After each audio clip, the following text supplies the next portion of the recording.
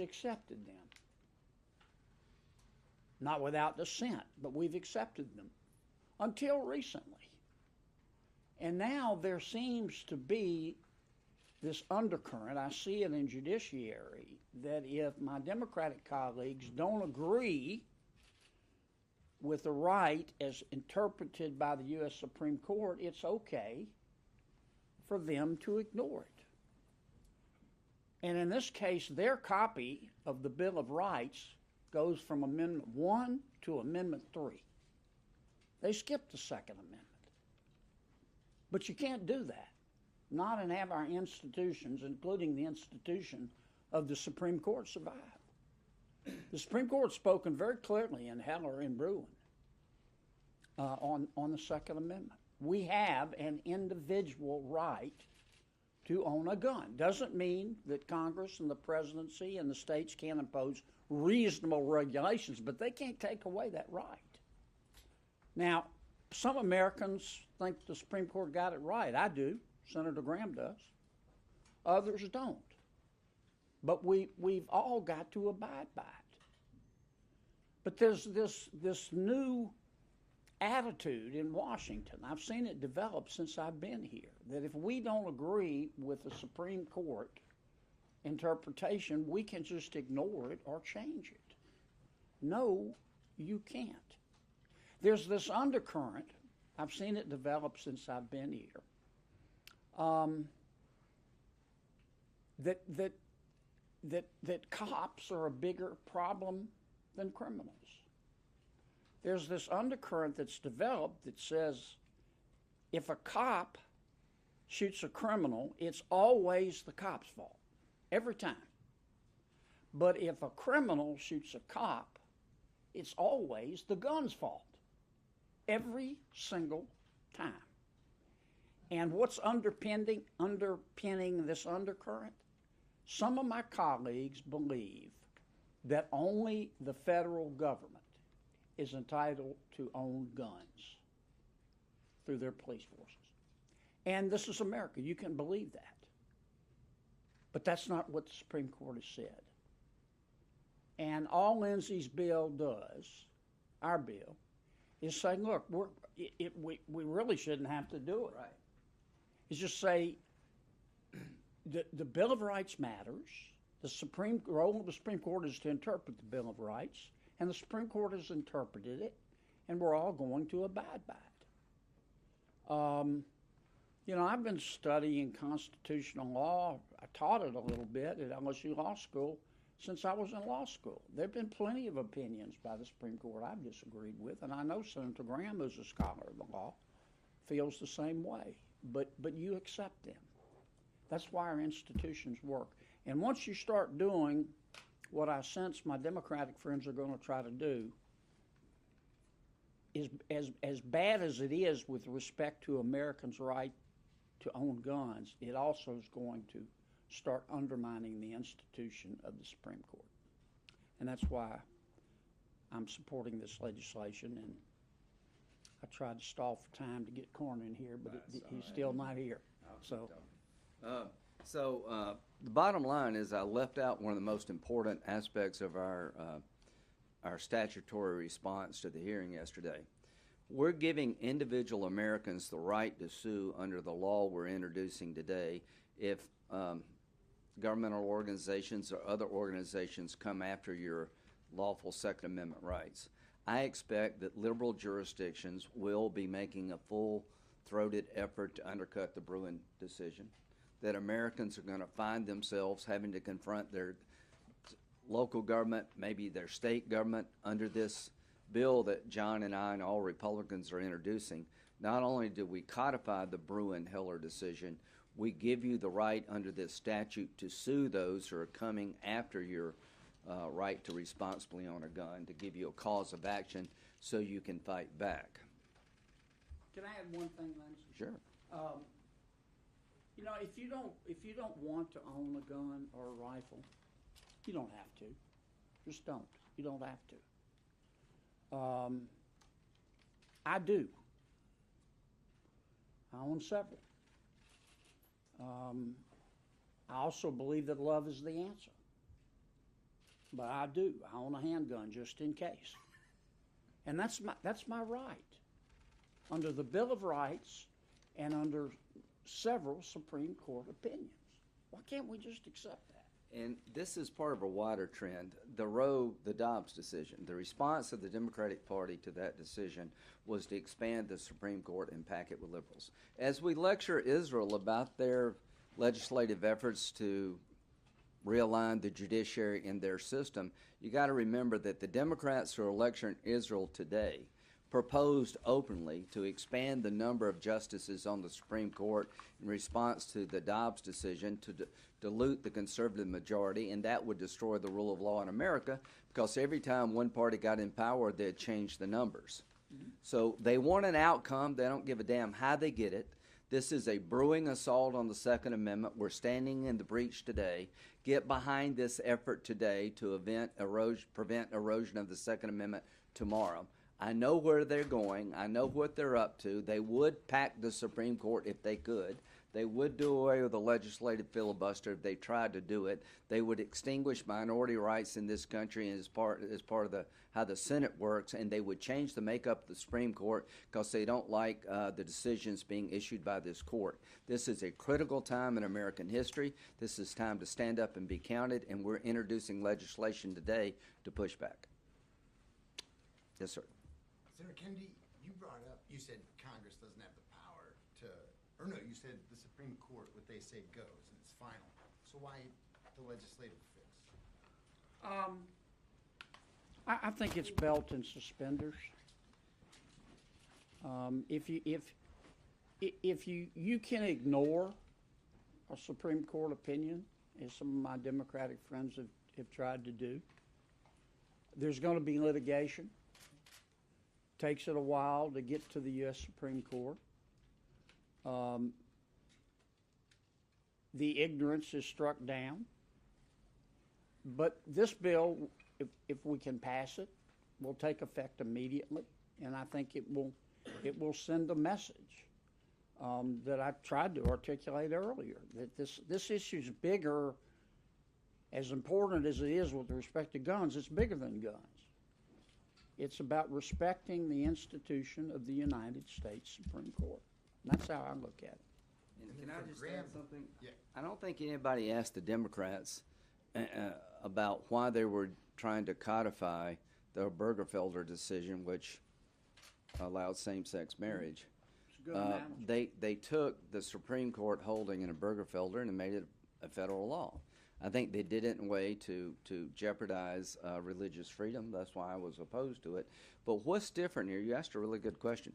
This statute doesn't only codify a Supreme Court ruling, it allows private causes of actions to fight back against those institutions that may come after your Second Amendment right. It empowers average citizens with the right to sue.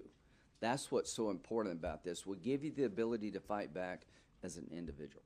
I'll tell you, there's another difference, too, as Lindsey pointed out with respect to Obergefell.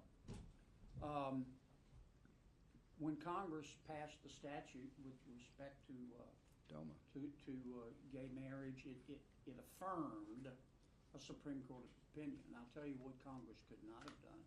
It could not have undermined that opinion. Obergefell really wasn't about gay marriage. It said that as an American, you have the right, within certain reasonable restrictions, to marry whoever you want. You do. You don't have to justify it to the state. If Obergefell, or rather, in light of Obergefell, if that legislation that passed Congress had been to overrule Obergefell, it would have been knocked in the next week by the Supreme Court. Yeah. Struck it down. Yeah. Is there any Democratic buy-in on this legislation? I think there will be over time, because I know there's some Democrats, like Joe Manchin. There's some Democrats who have been supportive of the Second Amendment. Mm-hmm. There are a bunch of Democrats who voted against banning assault weapons. Again, I own an AR-15 responsibly. It's the person who has the gun that we should focus on. You know, the Democratic response here is to pass gun regulations on law-abiding citizens rather than stop letting people out of jail who kill you. this revolving door situation needs to stop. So the bottom line, I think we need to have a vote on this bill. It codifies Bruen and Heller. It gives you a right to sue as an individual if some entity comes after those rights. It's very important to empower the American citizenry in this area. If we had a debate on the floor of the Senate, I guarantee you it'd be bipartisan support. So I'm going to push this. Everybody on Judiciary is going to push this. This effort by the Democratic Party to change the nature of the Supreme Court because they don't like a decision by packing is a bad idea. This effort by liberal Democrats to abolish the filibuster is a bad idea. And this hearing yesterday is setting up a frontal assault on the Second Amendment. That's where they're headed. The executive order by Biden is part of it. I'll turn it over to John Cornyn. Get him, Corner. Well, I understand that Democrats don't like the Second Amendment, but it's part of a Bill of Rights, which is in turn part of our Constitution, alongside of the freedom of conscience, freedom to worship according to the dictates of your conscience, freedom of association, freedom of speech.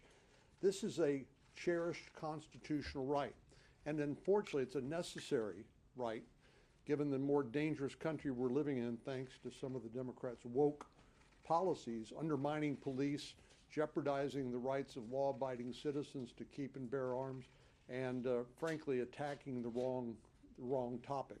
We've found a way to work together when it comes to things like making sure that people with criminal records, people who have been adjudicated mentally ill, are not able to buy or maintain firearms through the background check system, the National Instant Criminal Background Check System. We've made great strides and I think saved lives by things like the Fix NICS bill that we passed a couple of years ago, which uploaded millions more records into the background check system. This seems to be one area where there is broad bipartisan consensus, as you might suspect there should be, when it comes to keeping guns out of the hands of people who are criminals and people who are mentally ill.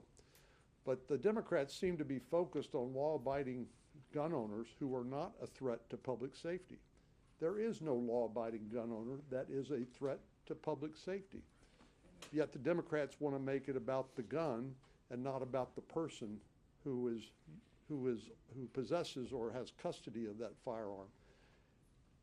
Law-abiding citizens know how to operate those safely. They're more and more necessary for self-defense and protection of property, given the difficulty in recruiting and maintaining adequate police forces to make it response times reasonable so that people can depend on the police. But sometimes you can't, and law-abiding citizens need to have this option available to them. And all of these traps that have been set up in terms of state-by-state determination about whose gun license will be recognized with reciprocity in another state. We have driver's licenses that are issued from our states that are recognized all over the country. And a concealed handgun license should be treated in exactly the same sort of way. I'm glad that Senator Graham is leading this effort, and I'm proud to join he and Senator Kennedy here today, as well as our other colleagues. One last question. Yes, ma'am. For Senator Cornyn, obviously you helped lead on the bill regarding background checks and mental health after the Uvalde shooting last year.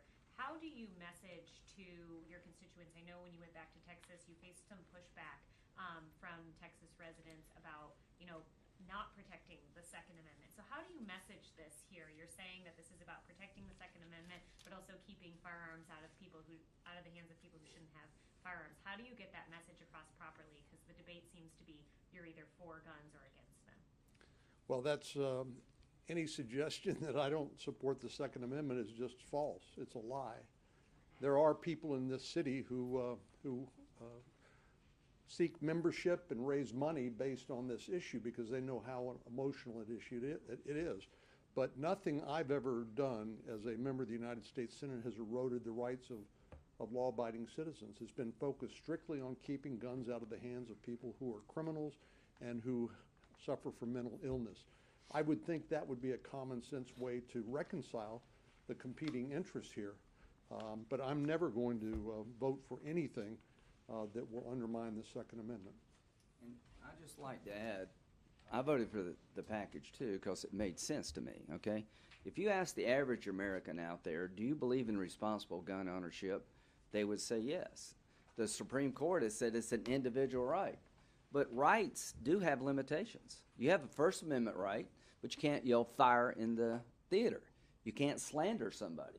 So what John's trying to do is focus on making sure criminals and people who are mentally unstable are denied weapons that can hurt themselves or others.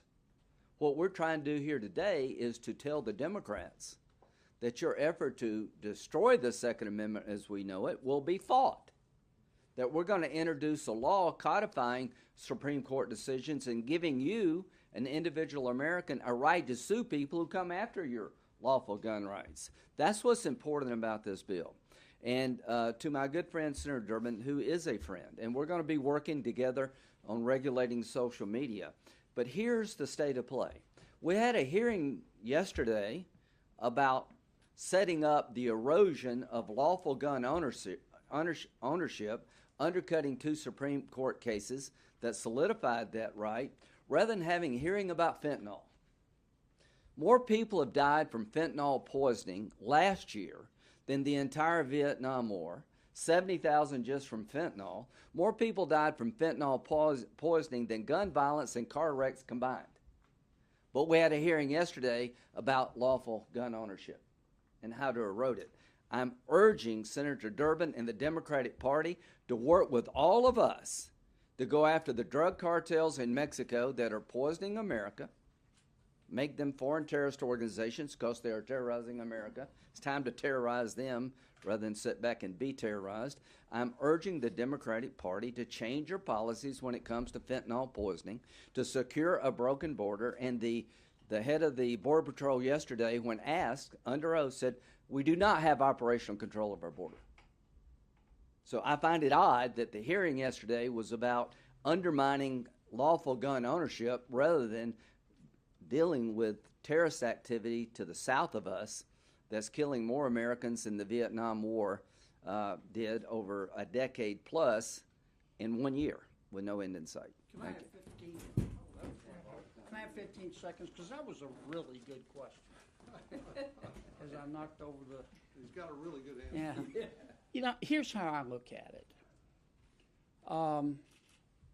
You have a right to drive a car in America. It's not a constitutional right, but you do have a right. Some people abuse that right. They get drunk and they get behind the wheel of an automobile, and it's a problem. We don't solve that problem by revoking everybody's driver's license and saying nobody can drive anymore. We concentrate on the problem, the drunk driver. And what some of my Democratic colleagues are trying to do, they're trying to get rid of all automobiles and drivers in America to deal with the drunk driver. And it's backwards.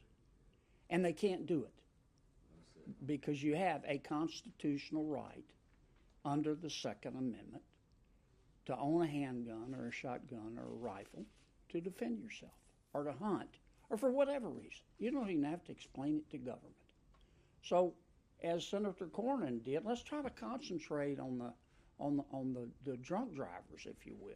Let's don't get rid of all drivers. Well said, and they said amen.